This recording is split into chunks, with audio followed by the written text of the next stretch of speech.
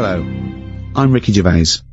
The English biologist Thomas Huxley once wrote, "To a person uninstructed in natural history, his country or seaside stroll is a walk through a gallery filled with wonderful works of art, 9/10 of which have their faces turned to the wall. Teach him something of natural history, and you place in his hands a catalogue of those which are worth turning around. To some, the wonders and intricacies of the natural world are a miracle, living proof of the existence of God. To others, the natural world is a wondrous illustration of Darwinian evolution." To discuss the complexities of plant and animal life, I'm joined by Stephen Merchant, graduate of the University of Warwick and award-winning writer. Thank you so much for having me. And Karl Pilkington, a man with no qualifications, very little education, but who is now known the world over as a man with a head like a fucking orange. Alright. Natural history obviously takes in everything to do with animals, plants, bacteria, which are in neither group. I should start by just saying, Karl, that the natural world is so diverse that we don't even know how many species there are. Conservatively, there's 2 million species of animals. I mean, without even taking in plant life, there are at least 2 million species of animal. With plants and animals, there could be up to 10 million species. There are 37,000 different species of spider alone. What do you think of that? It's a lot. It is, isn't it? A lot. But if there's loads of stuff out there that we don't know about, and we don't know what it's doing, is it that important? Is it worth finding them now? Well, yeah. Why? Well, it may give us the key to unlock other mysteries. A spider won't. Well, it might do. A spider won't be unlocking any mysteries. Well, that's totally... Plants are different. I reckon there's a natural cure for everything out there. Because there's loads of animals that have toxins that are used in medicine. Yeah, I know that we use dangerous spiders to get rid of headaches or whatever, or they do in the tribes, right? Yeah. Do you want to just expand on that point? It's just that's what they do in tribes. They've got all these tribes, they've got all natural remedies. They go, what's up with you? You got a sore ankle, chew on this twig. And it works. I've seen it. They've sent women out there and, like, they couldn't believe the stuff they can do with twigs and trees and hedgehogs and stuff. It wasn't an in-depth analysis, was it? What I'm saying... Women, they just sent some women out there. No, apparently. Yeah. I reckon the stuff that's got venom in it, that's useful. We probably know about all them. Because it doesn't make any sense. We probably know about all of them. What I mean is the police know about the gangsters. But they go, right, we're aware of them, let them get on with it. We'll keep our eye on them. And it's the same in the jungle. The spiders, the deadly ones you're aware of. The ones that are just pottering about, you go, don't even worry about them, don't even give them a name. They're not doing anything. But what if there's another poisonous spider they haven't identified yet, they're lurking in the undergrowth? I'd be very surprised. So you'd be very surprised? I'd be surprised if there was something... It sounds like laziness on your part. But they're discovering new species all the time. We know about all the dangerous stuff now. Because we have to, we live in a world now. We do, we know about a lot of the dangerous stuff. Whenever they find something new now, it's like a new butterfly or... Well, no, look at AIDS. When I was a kid, no one had ever heard of AIDS. Yeah, but that's not a natural thing, is it? That's not like a spider or... What do you mean it's not a natural thing? It's not a natural thing. It's not something that's... AIDS hasn't been, like, living under the soil for millions of years going, I'll wait till the 1980s and I come out and kill a load of people. No, but it is a natural thing. It's a new thing. It's new. Yeah, but loads of animals are new, aren't they? Evolutionary terms, there's new animals in evolution. I'm sure there's new stuff deep down that's just like, almost like bacteria, sat under the soil, it'll never come to the top. Right? It's like having an old woman who's a neighbour. She never goes out, she doesn't bother you. Let her be. But what if that old neighbour could unlock the secrets to... I don't think she can. Just even to us understanding the complexities of the universe, of the way things have developed and grown. Because we know about it. Well, why would we know about it? Because I never understand, why is it you want to stop researching and studying now? Why is it that you're happy to just draw a line under everything else? What if people had said this back in the 19th century? We've done this. I think it's someone in the 1900s. We said everything that's going to be invented has been invented. And then look what happened in that century. Yeah, and I've said to you, look at the stuff that is being invented now. the frisbee and stuff like that. It's all stuff that Right. like, you kind of go, it's all right, it's a good idea, but we don't need it. Yeah, but the frisbee wasn't being worked on by the top brains of our generation. That was some novelty toy that some manufacturer made. Yeah, but it's like, look at the fuss we made over that fella who came up with a Dyson vac. Everyone was like, he's up there with Einstein. Well, he's not. It's a good vac. It cleans up floors well and everything. Who But said he's up there with Einstein? It's PR people. in one of those programs where they did like great inventions of our time, it was easy early on. You go, Einstein, you know, Newton did this, Archimedes, Dyson. And they started to run out because it is harder to come up with something new now. Because everything that's needed, remember, the things we've invented are things that we sort of go, we could do with that.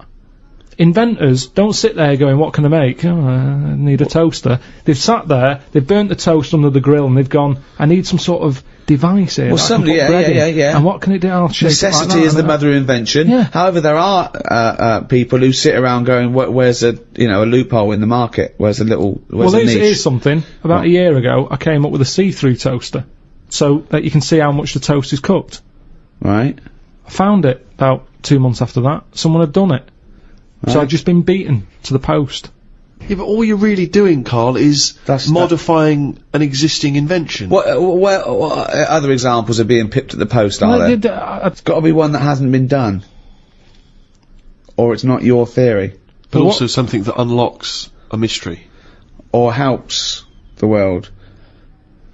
What's causing problems in the world at the moment that needs sorting? Oh, cures for things, faster transport, anything to do with security, anything to do with well-being.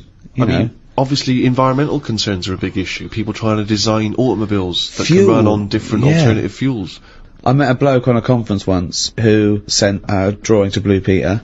It was their design a car of the future, and he sent them a drawing that was a car, and the only innovation was that you can have a shit while driving. And then he put shit goes down pipe, which becomes fuel. They must have looked at that and gone, what a maniac. I think that's a brilliant... I mean, I've driven a long way. I drove to Cornwall recently, and I would have loved... But I think he did it when he was lavatory about built into the 9, and he must have thought, oh, I'm being driven to school. Oh, I need the toilet. Wouldn't it be good? Well, if why this- hasn't that been done?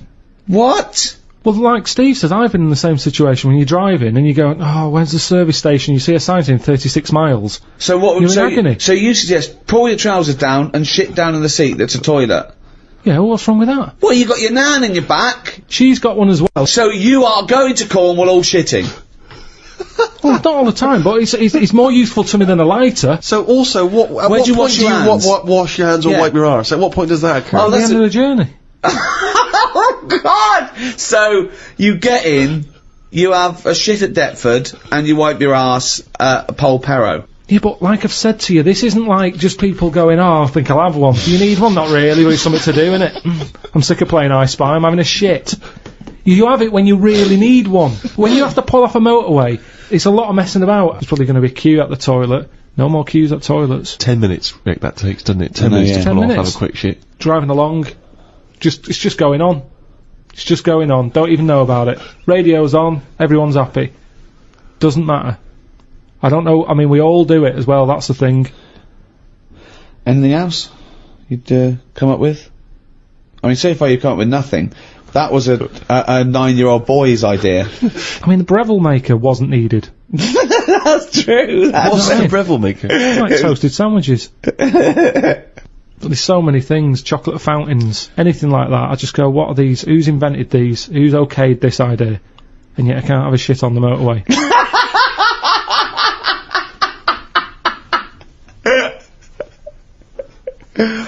Think of computers. What about them? Well, I mean, that's in the last few years. You know, 100 years in our existence. Okay, they've been dabbling with anything even close to a computer. Nothing before that. Yeah, computers are a good thing, and it baffles me as to how they came about. When you think a computer chip is just made out of sand. Now, for someone to come up with that, you go, there must have been some sort of alien involved here. What do you mean? Why do you think that? So I love it. So the frisbee, rubbish. Anything too clever. Well, it wasn't an invention, it was an alien. So there's nothing between frisbee and computer chip. What I'm saying is, it's not even an idea, is it? What do you mean? A computer chip, where's that come from? Oh, it's amazing. It's astounding, yeah. So you think it was an alien? What are you talking about? Great. Because I can't believe that someone would go, right, I want to make something that will hold information and be able to do, I know, let's use some sand, we've got loads of that. You'd go, what, you don't... Well, that's what genius is, though, But isn't Carl, it? there's no alien involved. No, but when I say alien, I don't mean an alien came down here and said, you know, oh, do you want to buy this? There could have been Yeah. a spaceship crash, right? Right, yeah. And there's all them rumours, isn't there, in that hangar. They've got the spaceship, they take it apart, they go, yeah, wheels, we've got them, yeah, steering wheel, and then they go, hang on, what's this here?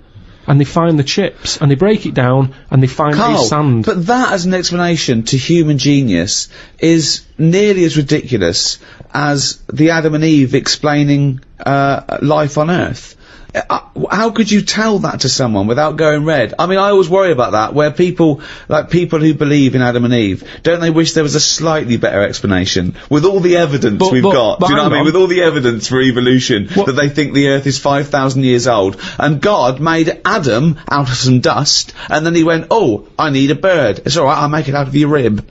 Yeah, right? but there's loads of things that you go, oh, this is a bit embarrassing. I bet Charles Darwin, when he said we've all come from apes, I bet he started home going, should I tell him about the frisbee first? But the fact that sand makes computer chips is not the interesting thing. The interesting thing is how the human being discovered that, what am I talking about, sand makes computer chips, that silicon can have information put on it. But we're made out of oxygen, nitrogen, carbon, do you know what I mean? And hydrogen. But that's nature. You see, nature is amazing. You can't beat nature. Right? No. It comes up with some amazing things. Yeah, but man is nature. Don't forget that we're an animal. We're a brilliant ape. Now, it's clear to any sensible, reasonable, educated person that we did evolve from, apes, or rather, we had, a common ancestry, and that we're closest to the chimpanzee. We're actually 98.6% genetically identical to a chimpanzee, Carl. We're closer to a chimp than a chimp is to a gorilla. Genetically speaking. I just find that hard to believe when you. Well, I'm telling you, it's true. So what are you finding hard to believe? Well, your eyes, your own eyes are what sort of comes up with a lot of thoughts. No. One's eyes don't come up with thoughts. No, Two, but what I'm saying is, what you mean is through your own eyes, you look at things and make up your own decisions. So if there was no Darwin or anything, and I was sat somewhere and someone said, right, we're going to bring a few animals in. One of them's related. Right. They're all related. Alright, but they're all related to you, but one's not so long ago, right? And they brought them in, and they lined them up, and there was a chimp stood there, and a gorilla, and what's another one? Orangutan. Right, yeah. Right, I go, the orangutan, send that out. I'll be first to go, so he's definitely not linked to me. See, I disagree, but there we go. That's just looking at you. Yeah. So the hair colouring, there's none of that in our family. Well, there's no hair. I like the fact that it loses out because it's ginger. So that's gone. Right, so I'm left with a gorilla and a chimp. Yeah. I would go for the gorilla. Well, it's a good guess, but you'd be wrong. So we are much closer to the chimpanzee, okay? 98.6% genetically identical. Think of that. We only differ on 1.4% of our genetic makeup. That must be the arse.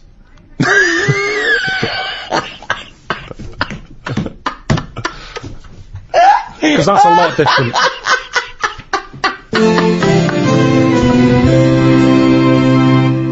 Animal rights is a hot topic. It's a big issue. What rights should they have? How do they compare to humans? You know, it's a well-known fact that we test on animals, with the assumption that humans are more important. We test drugs on animals, and we're basically saying, if they die, they die. We'll learn something from them. People do make distinctions between animals, right? They know that it's probably more acceptable to kill an ant, than... punch a cow. Yeah, exactly.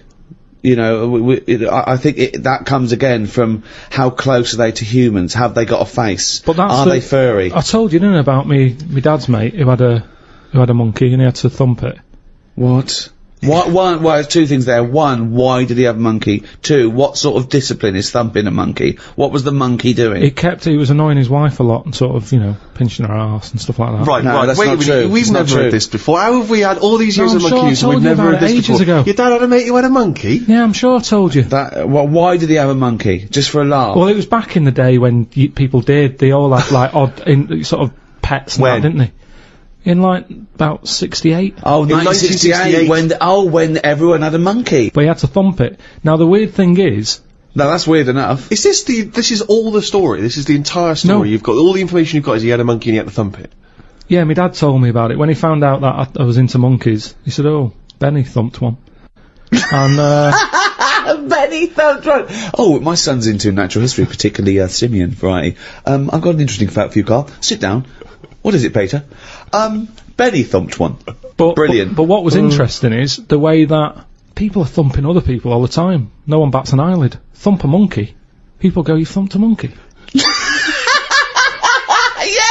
Yes, they do. They do go. You thumped a monkey. So that's what's weird, isn't it? But this Jim doesn't want to be caged and kept in a fucking council house in No, Manchester. he was quite happy. And if It he wants to wasn't live like a happy. human, I mean, in the 70s, you know, there were all the teabag adverts and all that, and they were loving that. No, they and weren't people loving it. interfere, people go, oh, that's unfair. Now they're in like a cage in a zoo. You go, it was better when I was pushing a piano up a stairs. They weren't really. They weren't actual delivery men. They weren't really sitting down and having a cup of tea. It wasn't a documentary. A week in the life of the monkey delivery men. I love that. Chimps in a zoo now going, fucking hell, at least we were free. Remember when we used to drive a van? And for a we were living? on 58 quid a week. Yeah. They're not meant to be kept in a house in Manchester. It's cruel to keep a person in a house in Manchester, so it's fucking cruel to keep a monkey.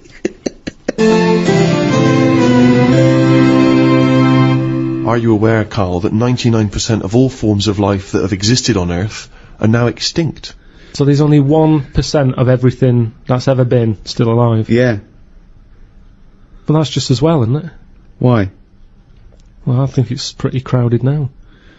So it's just as well. You see, this is what I'm saying now. Years ago, they accepted that. Cavemen wouldn't have been going, oh, we're losing stuff's dying. Whereas now, everyone's, oh, the panda, polar bears, not got any ice, and all that. At the end of the day, the world's only so big, we know it's not getting any bigger. Right? Stuff's got to die, hasn't it? You can't keep everything. Just think of that, though, as a tool of natural selection, that the species that are surviving today are 1%. Just how amazing that is to survive and evolve. How perfect everything is on Earth. It's amazing. No, but it'll drop off again, won't it? As we find in new stuff, other stuff will be dying. Well, in things that happen. 1%, when that was written, when that statement was made, was the dodo gone or was it still here? It was. I'm pretty sure the dodo was gone. It was gone already. It doesn't matter though, does it? A percentage is a percentage. Yeah. The dodo went. The last dodo died. They said Yeah. that was the last dodo. No Yeah. more dodos. But we found A Dido. Still making great Great tunes. albums. Although Yeah, every we lost the Dodo, but we've got Dido. a recent album's not sold very well, actually. I've heard it's dying out. Dying it's- out. Everything has a lifespan. Dido's dying out. But and I think that's life. So it's not amazing, really. That's That not is- either anymore. No, that's not either. That's life's gone. That's gone. That was good. What else? Esther Ranson forced to just die out in the jungle. now. Yeah. It's a shame. When I went to Natural History Museum, there was a thing called a Cytherea or something. Right, died out ages ago. No one knows about them, which is weird because everyone knows about the dodo. Well, Yeah. that's because it died out in, I think, was it the 18th century or something, wasn't it? Well, you know, within what might term recent history. Yeah. Yeah. Well, this thing's sort of. I don't think it was far behind it. It's just timing, isn't it? That got more press, the dodo.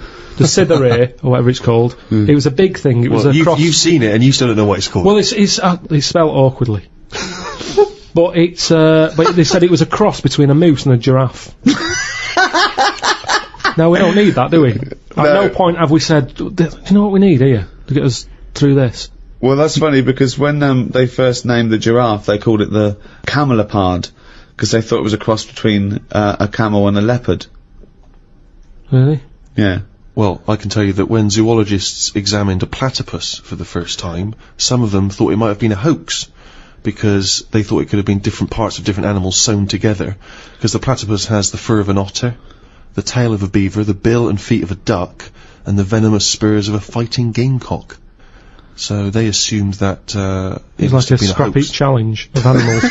Yeah, I remember, right? But they actually... just to clarify that, it actually is descended from a link between reptiles and mammals almost 150 million years ago, a sort of living fossil. When I was about 13, 14, I once tried to improve the animal kingdom by making the hardest animal ever, the most perfect animal.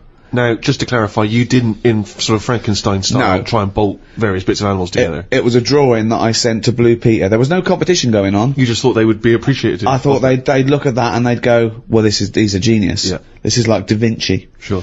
And this is the animal. This is what I thought, the perfect animal. I mean, when I say perfect, I meant the hardest animal. This animal, it could take anything. It was just the strongest, hardest, fastest, right? Yeah. So, I started with the head of a lion. Of course, that makes sense. Do you know what I mean? Sense. It looks good. Bite you, right? Okay. I popped that on the body of a rhinoceros. Okay, so it's got the toughness, the armour, if you like. It's full strength. Head of a lion. Think of that. So you've got this picture. Head of a lion, body of a rhino. Perfect. Okay? Hold on, though. Pop some arms on it. The front arms were the arms of a gorilla. The arms of a gorilla. So it could punch, grip, it could make stuff. The lion, I mean, that's where the lion falls down, because it can't make stuff. Sure. It can't climb, you know. So, okay then, wait a minute. You think that's got enough weaponry? Sounds like it. No. Pop on the tail of a giant scorpion. A giant scorpion? Yeah, yeah. So a scorpion that's the size of a rhinoceros. Exactly, so the tail was as long as that rhino. So now this is a scary animal. Yeah. And this is where the animal fell down. I thought, right, legs. Well, the fastest animal is the cheetah. Cheetah. Popped on 4 cheetah legs. 4 cheetah legs. It would have collapsed. Crushed under it would have collapsed immediately. So, yeah. And you drew this, did you? Drew it, yeah. Did you show it to anyone else? Yeah, my mates went, that's brilliant. Right. They said, that's brilliant. And then just sent straight to Blue Peter. Yeah. Any reply? No reply at all. Really? No reply at all. What do you think of that, Carl? What would you, how would you, though, what would, if you wanted to make the ultimate fighting animal, what would you come up with? If you had the power, like that fella in Arabian Nights, size of a chimpanzee, you could change into anything, but you could change into, you know, like that. I don't think I'd go for strength and that. I'd go for survival. What would you do? Cockroach. No, I'd have like, an armadillo's body. Right. Okay. So that's as big as you can be now then. So you can't really pop on a lion's head, because it'd just lay there going, I can't fucking move. Alright. I'd have head of an owl. Right.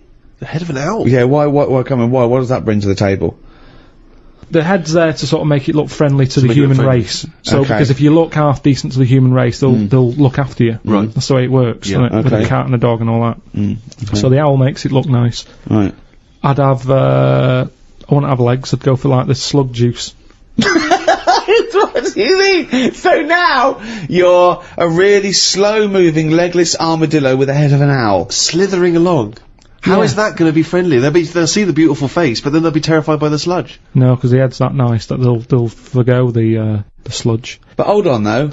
But wait a minute. So it's got this thing that's stuck, right, going at 0.1 miles an hour, with a going hoo, right? You come over, you kick the head off. How is this? No, because the head can go into the thing like a tortoise. Can it? Yeah, of course it can. Into the armadillo body. Well, no, an armadillo doesn't do that. It just curls up into a ball. This isn't an armadillo, is it? So it's... why has it got the slug? Why is that so attractive? What I'm thinking is, an armadillo, they're good when they're on their feet. Flip them, they get stuck. Like a tortoise. Right. Slug stuff keeps it down.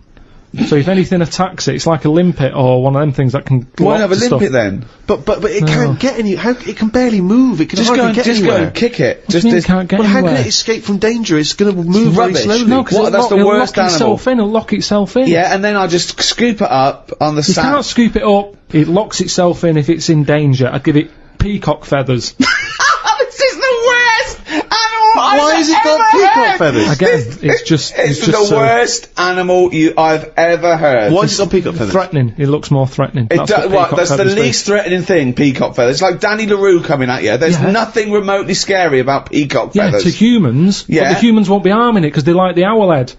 People will like to have these things in the garden. They eat lettuce. They eat lettuce! Why has it got a beak? They eat lettuce. He's telling them what it's going to eat now. The owl's going, fuck that, I want a mouse. I love the fact that he's based what it eats on the fact that how it moves a bit like a slug. Yeah. Let it eat lettuce. It moves that and let it eat lettuce. Like I said, it's not that weird if that existed. If that was normal, like when you went out to empty your bin, there was one of them sliding up the wall.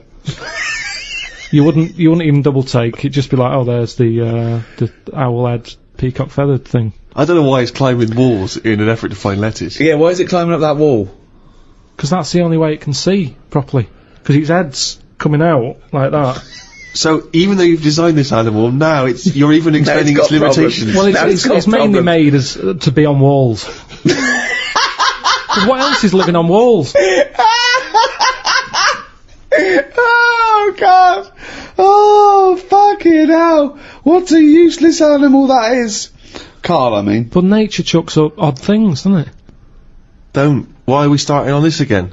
No, I'm just saying that is nature. Now and again, hell. you'll get stuff that. Oh, was he looking at you? Yeah. Was he really?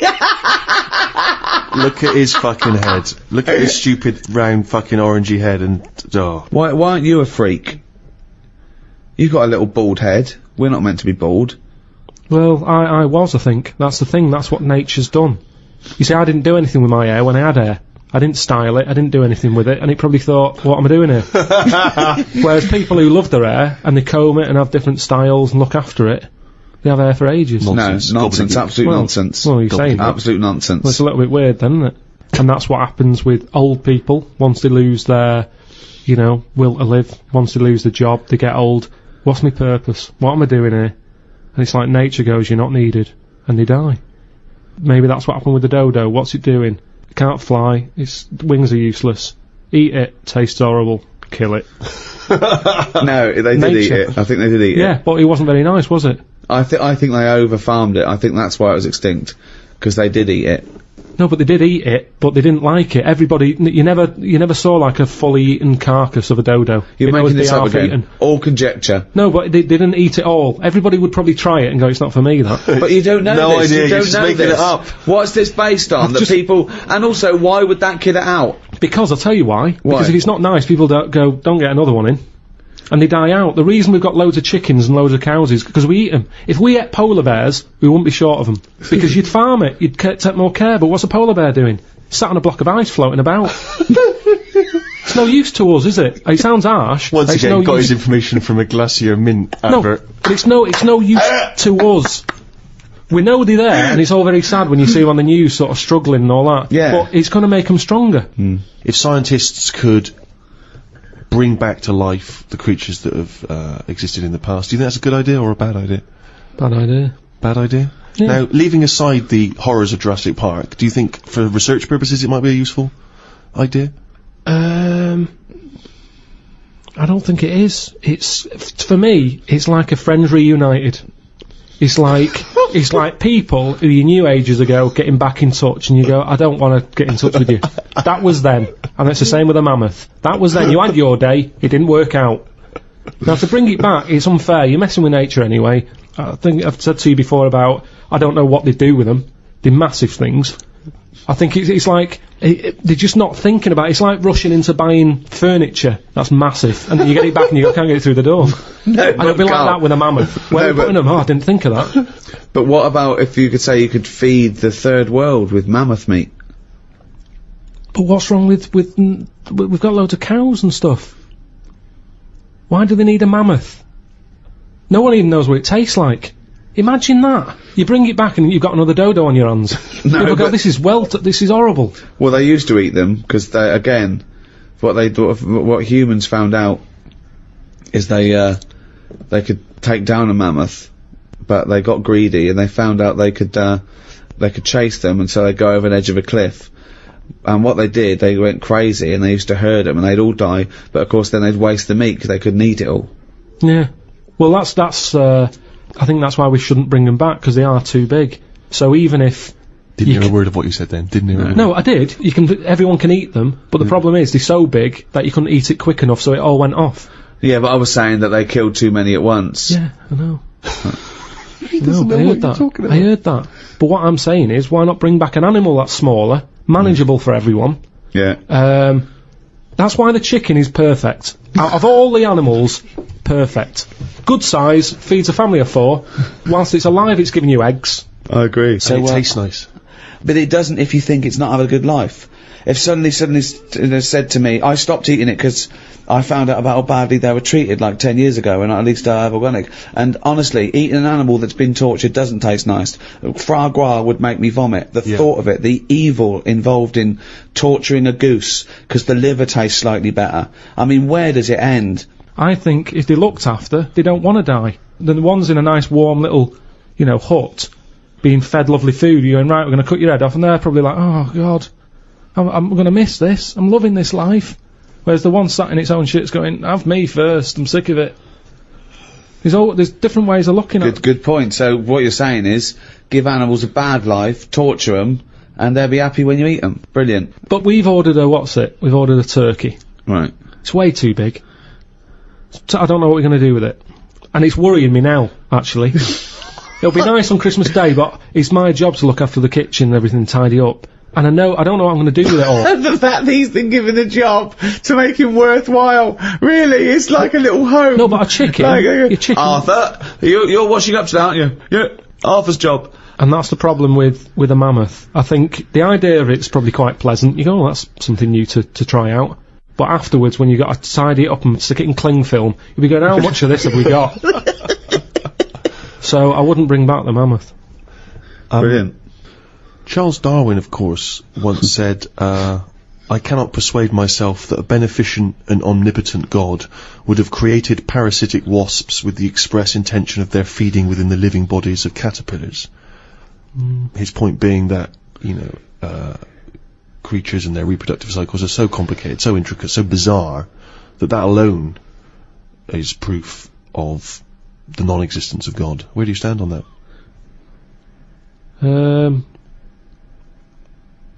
It's pretty weird. We talked about it ages ago, didn't we, about the wasp that has a thing growing in it and all that. Lays its egg in a spider. Yeah, and then the spider goes mad, doesn't it? That's what you fucking cunt, laying your eggs in me, you fucking stripy wanker. Goes absolutely fucking mad. It is weird. I know what's going out my arse in a couple of what you fucking... I don't know how it found out that that's what it had to do. That's the amazing thing, isn't it? Well, it didn't, did it? It just did it. No, I know, but when I say found out, I mean it just did it. Well, it's like mimicry, when they say mimicry, that there's a poisonous snake, and then a snake comes along that looks a bit like it that's not poisonous, but people go, oh, careful, it's poisonous. That snake didn't go, I'm gonna strain, and I'm gonna try and look like Scary over there. Some were born that looked a bit like Scary, and they survived. Yeah, I know. It's just being chosen. But that's changing now, isn't it? The fact that, like, when them frogs came out, that are dangerous, they were just dangerous. What frogs came out? But there's some frogs in a jungle somewhere that were, like, pretty dangerous. New from Mattel, dangerous frogs in the jungle. Yeah. But people didn't know that they were dangerous. And they were going about killing loads of stuff.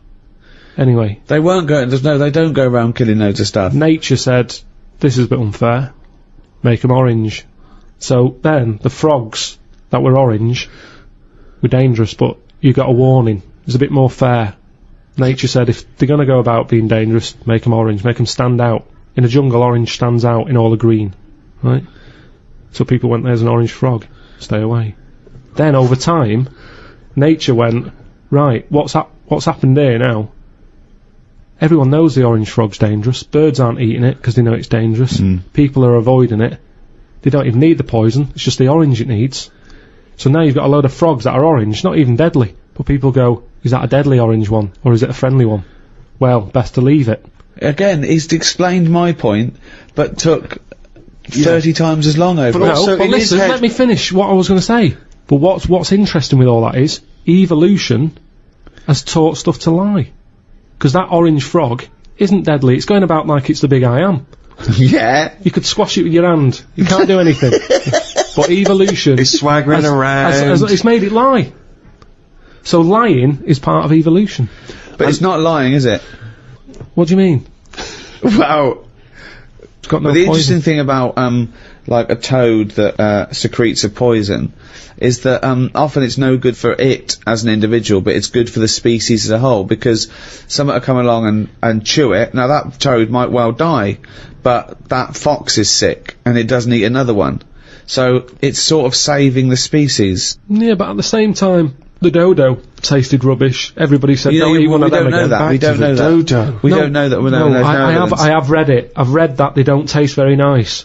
But it didn't Why stop doesn't it dying taste out. very nice? It's Why just in the same way that chicken's nicer than duck. You can't all have nice tasting flesh. Pork's alright, but I prefer beef. Point proven. Good night. So what I'm saying is, with the dodo, it did taste horrible, but everyone wanted to give it a go. Meanwhile, it's different people trying it, so it died out in the end anyway. So your theory of a frog being poisonous and a fox going, yeah, that's horrible, I won't eat another one of them. Then you get another fox trying one, and another fox. They don't all have a word with each other, do they? Going, I had a rotten frog the other night. So it's pointless. It's a pointless exercise. What I like is your image of nature. This idea that sort of, in your head, there's Mother Nature sat around like a boardroom table, making these decisions. People are coming in, oi, frog, what's been going on? Well, I've been poisoning people. Why? What about you? It's just... You just picture everything as one large Your confusion is that you still think of evolution has a will. You still believe that things are striving to be something else, as opposed to surviving if they adapt or change.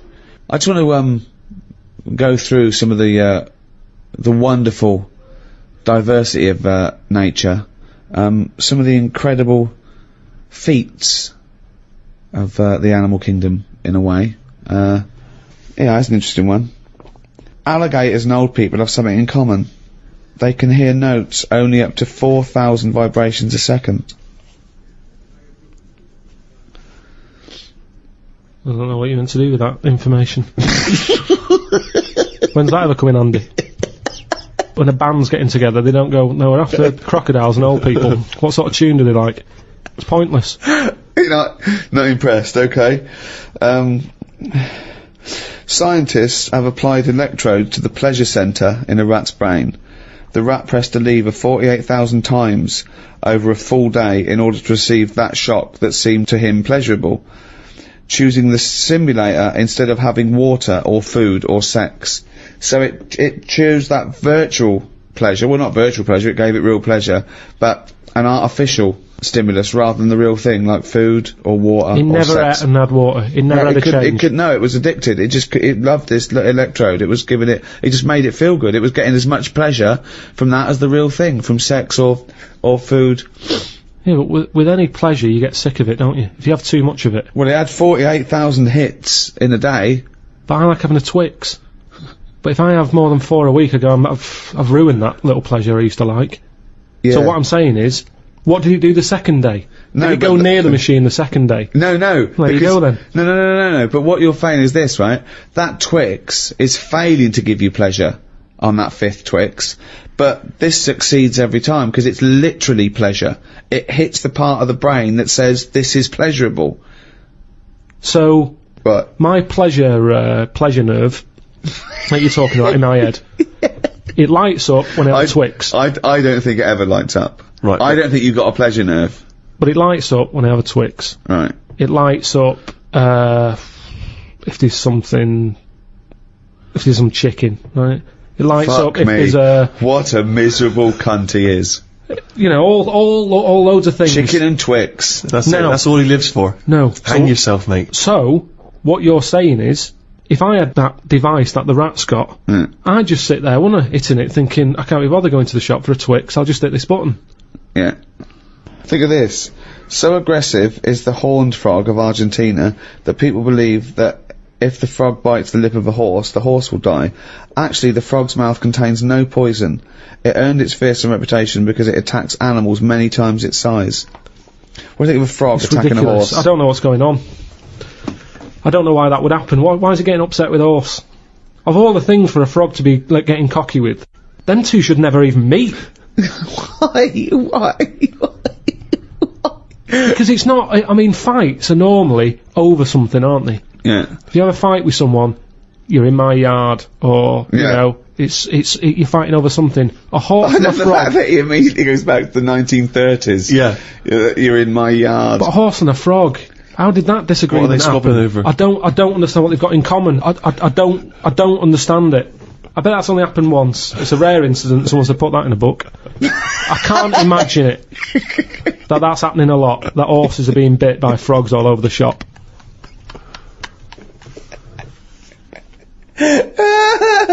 Oh God! I saw this trailer for this documentary that said the man who's having a baby, and I turned on, and it's a woman going through a sex change, and she's pregnant. That's not a man having a baby. That's a woman having a beard, having a breakdown. Why is that? That's a con. That is pure sense. It's a man having a baby. Look, the world's first. No, it's the woman. It's a woman. What do you think of that? What would you do for your doctor? And I came to you and went, Carl, listen, I'm having a bit of a rethink of these. The penis, I hate it. I hate this cock. But what do you mean you hate it? I hate it. I don't want it there. It doesn't look right. It doesn't look right. It just sits there resting on these fucking awful testicles that I'm gonna get rid of. I want this thrown away. Yeah, well, it's, you know, they're not a great look. I know that. Everyone knows that. It's just the way they are. I mean, if we're all being honest, they're an odd design. I don't think anyone likes their own, do they? That's why we cover them. They're not a great thing, are they? What? It's not why we cover them, though, is it? It's part of it, I think. I think deep down, I mean, even if, like, I know you hate the Adam and Eve thing, but even if back then he was like, good God, cover them up. Even he had a leaf on. No, but listen. So, are you thinking fundamentally, then, that aesthetically, the testicles and the penis isn't as good as it could be? What would you have there instead? Well, it's designed that way because that's the way it's got to be designed. It's more about function than yeah. And that's the thing, isn't it? With modern technology, you know, the thing is, the testicles have to be outside because they have to be a few degrees below body temperature. Yeah. Otherwise, the Sertoli cells die, which sort of feed the semen and all that. So, they, you know, to be functioning and sort of like fertile, they have to be outside, which is annoying because I'd put a little rib cage around them, like that. I'd pop a rib cage round those, protect them, wear a cricket box, have that built in, so you cannot get a swift kick in the bollocks that makes you feel sick. But it'd be better if they could sort of reverse up in a way that they were hidden away. Right. So that they were just, then you dropped them, it's like, right, we need to cool them down, be at it in about half an hour. Yeah. Zzz, drop them down. Yeah, like the gear on an aeroplane, landing gear. Yeah, and landing gear down, and the bollocks and the cooling down. Or you could just pop them in the fridge for 10 minutes. It's well, like they could detach and you could pop them in the fridge and cool them down.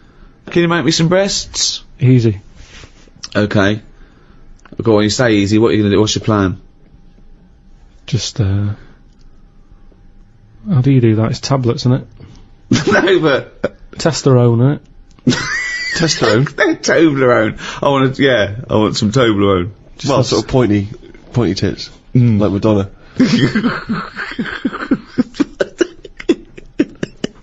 Where do you stop, though? Supposing I came to you and said, Doctor, listen, I like the bollocks, I like the penis, but I don't like them where they are.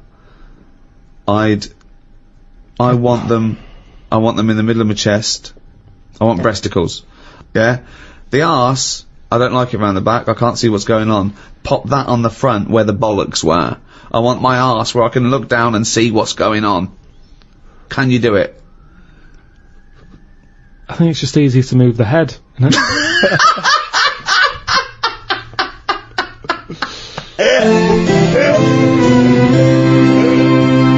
Rick, I know you're a big fan of Professor Richard Dawkins, the evolutionary biologist. He wrote a book, The Ancestor's Tale, in which he predicted a post-human world.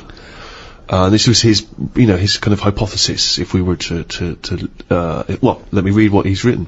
If nuclear war destroys humanity and most of the rest of life, a good bet for survival in the short term and for evolutionary ancestry in the long term is rats.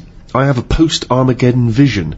We and all the other large animals are gone. Rodents emerge as the ultimate post-human scavengers. They gnaw their way through New York, London and Tokyo, digesting spilled larders, ghost supermarkets and human corpses, and turning them into new generations of rats and mice, whose racing populations explode out of the cities and into the countryside. When all the relics of human profligacy are eaten, populations crash again and the rodents turn on each other, and on the cockroaches scavenging with them. In a period of intense competition, short generations, perhaps with radioactivity-enhanced mutation rates, boost rapid evolution. With human ships and planes gone, islands become islands again, with local populations isolated, save for occasional lucky raftings. Ideal conditions for evolutionary divergence. Within 5 million years, a whole range of new species replace the ones we know. Herds of giant grazing rats are stalked by saber-toothed predatory rats. Given enough time, will a species of intelligent, cultivated rats emerge? Will rodent historians and scientists eventually organise careful archaeological digs and through the strata of our long-compacted cities reconstruct the peculiar and temporally tragic circumstances that gave rat-kind its big break? Karl, thoughts?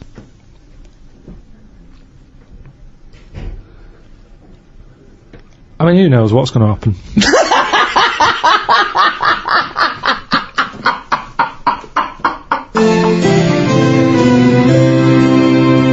Well, that's about it for the second in the series of the Ricky Gervais Guide to.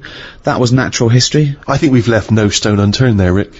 I think that is a definitive work. If you've enjoyed the Ricky Gervais Guide to Natural History, why not go back and listen to the Ricky Gervais Guide to Medicine, if you haven't already, or if you have, because it'd be revision.